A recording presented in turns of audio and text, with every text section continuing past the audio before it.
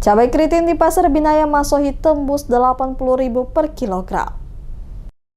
Harga cabai keriting di Pasar Binaya Kota Masohi Kabupaten Maluku Tengah melonjak tajam dalam beberapa hari terakhir. Harga yang sebelumnya berkisar antara Rp30.000 hingga Rp45.000 per kilogram, kini naik menjadi Rp80.000 per kilogram akibat terbatasnya pasokan dari distributor.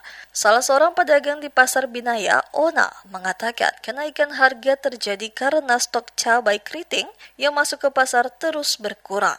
Kondisi tersebut membuat pedagang kesulitan memenuhi permintaan masyarakat. Saat ini, kata Ona, cabai kering menjadi komoditas dengan kenaikan harga paling tinggi dibandingkan bahan pangan lainnya.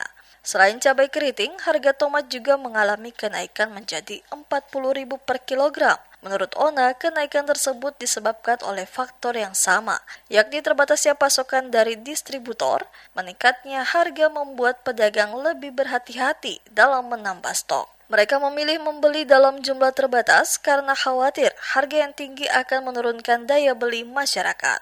Meski demikian, permintaan terhadap cabai keriting dan tomat masih cukup tinggi. Kedua komoditas tersebut tetap menjadi kebutuhan utama rumah tangga sehingga masih banyak dicari konsumen.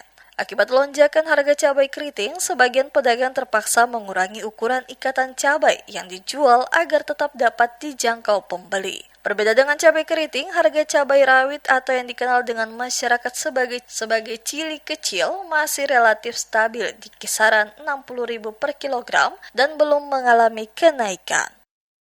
Cili besar 1 kilo 70, tomat 35 1 kilo. Itu yang naik aja. Kalau lemon normal.